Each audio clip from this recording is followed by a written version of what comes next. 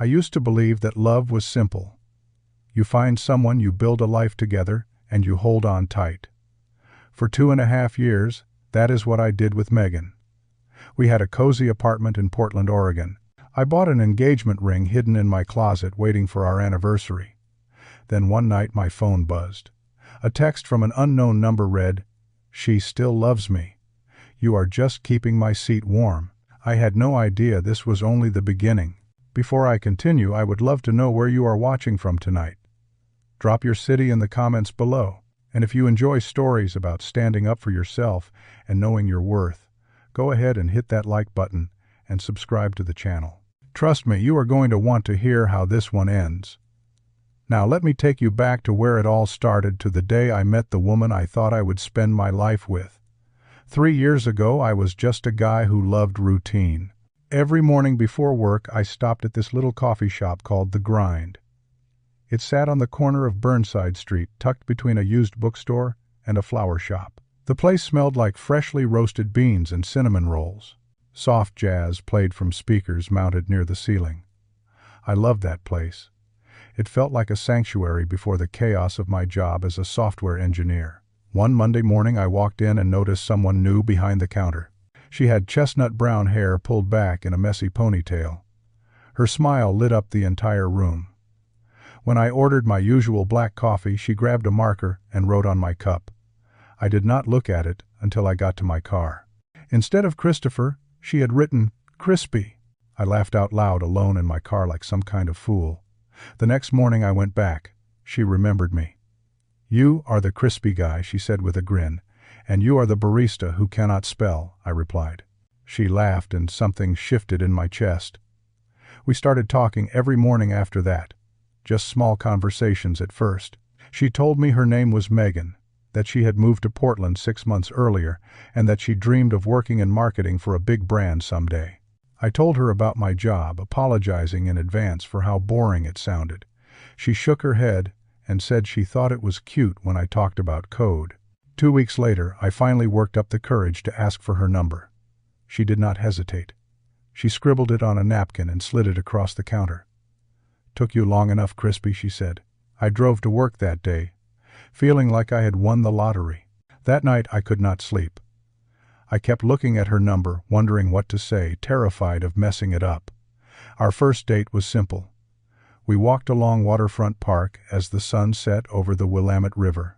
We grabbed tacos from a food truck and sat on a bench, talking until the streetlights flickered on. Megan told me about her childhood in a small town in Ohio. She talked about her dreams of building something meaningful with her career. I shared stories about growing up in Seattle, about my mom who raised me alone after my dad left when I was 7. By the end of the night, I knew I wanted to see her again. 6 months into dating, we said, "I love you" for the first time.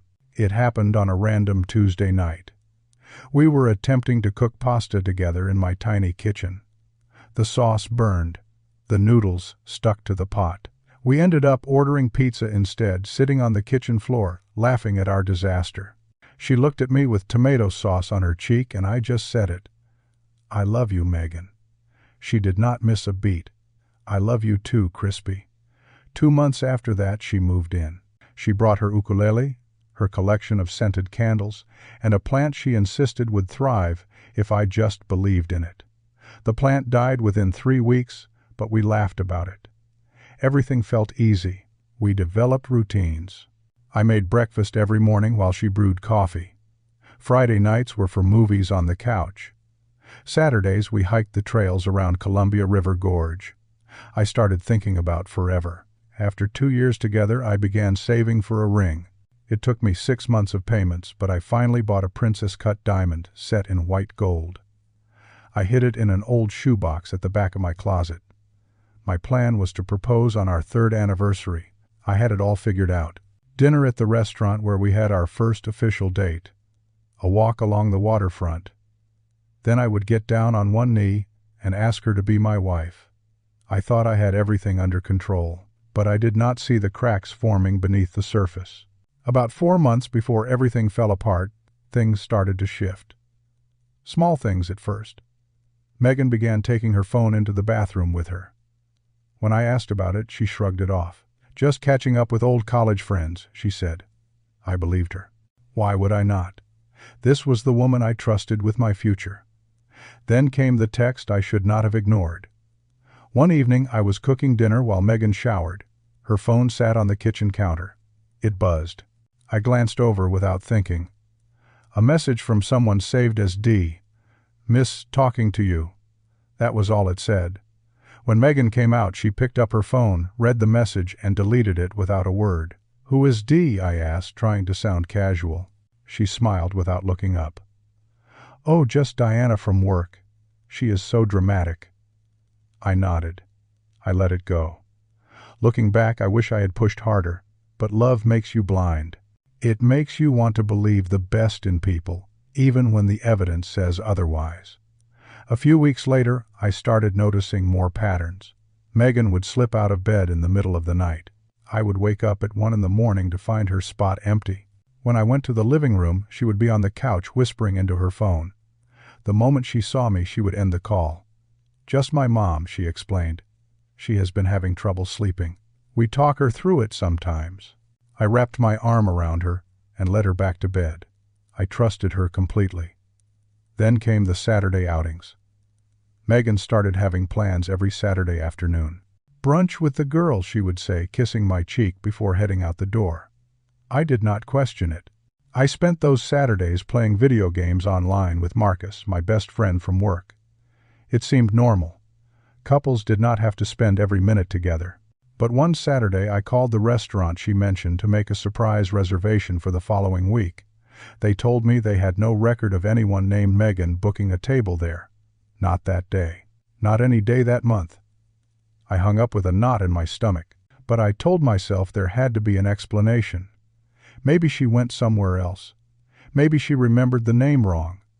I pushed the doubt aside and carried on. That was my mistake. All the signs were there, flashing in bright red, and I chose to look away. The text came on a Thursday afternoon. I was sitting at my desk, staring at lines of code when my phone vibrated. Unknown number. I almost ignored it, but something made me tap the notification. "Hey man, just thought you should know something." I waited. 3 dots appeared, then another message.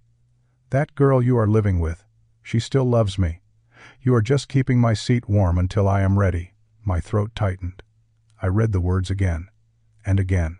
"Ask her about the coffee shop last Saturday. The one on Division Street. Megan told me she went to brunch with her friends at a cafe on Division Street last Saturday. This could not be a coincidence. I sat there for what felt like hours, though it was probably only minutes. My hands trembled slightly as I held the phone. Part of me wanted to believe this was some cruel joke, a wrong number, a prank, but the details were too specific. I did not reply to the message. Instead, I opened my laptop and searched for a reverse phone lookup service. I typed in the number. The results came back almost instantly. Derek Sullivan, Portland, Oregon. Derek. The name hit me like a punch to the gut. I remembered Megan telling me about him during our first year together. Her first real love, she called him. They dated for 3 years starting in college. He cheated on her with her roommate. She said it took her 2 years to get over him. If Derek had betrayed her so badly, why would she have any contact with him now? And how did he know where she was last Saturday? How did he know I existed? I found his Facebook profile. His account was public. The profile picture showed a man with a scruffy beard, leather jacket, and a Harley Davidson behind him. I recognized him. Megan had shown me an old photo of them together once, back when she told me about their history. This was definitely the same guy. I stared at his face for a long time. He looked like the kind of guy who knew he was good-looking, confident, maybe arrogant. Everything I was not. But I pushed those thoughts aside. This was not about comparing myself to Derek. This was about finding out if the woman I loved had been lying to me. The following Saturday, Megan announced she was meeting friends again. Same routine, same kiss on the cheek, same casual goodbye. "Have fun with Marcus," she said as she grabbed her keys. I waited 5 minutes after she left. Then I got in my car and followed her. I hated myself for doing it. This was not who I was. I was not the jealous boyfriend who tracked his girlfriend, but I needed to know. The uncertainty was eating me alive. She drove to Division Street just like the text said. She parked outside a coffee shop with exposed brick walls and large windows. I parked half a block away where she would not notice me. Through the window, I watched her walk inside. She did not look around for a group of friends. She walked straight to a table where a man was already sitting. Derek Sullivan. They hugged. Not a quick, casual hug. A long embrace, like reuniting with someone you had missed desperately. They sat down across from each other. I watched them talk. Megan laughed in a way I had not seen in months. That pure, carefree laugh she used to give me.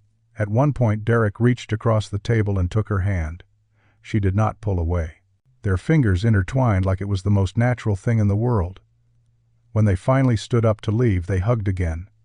This time, Derek leaned down and kissed her forehead, gentle, intimate, the kind of kiss that said more than words ever could. I sat in my car, gripping the steering wheel until my knuckles turned white. My vision blurred. I do not know if it was tears or just shock. Probably both. I drove home before Megan.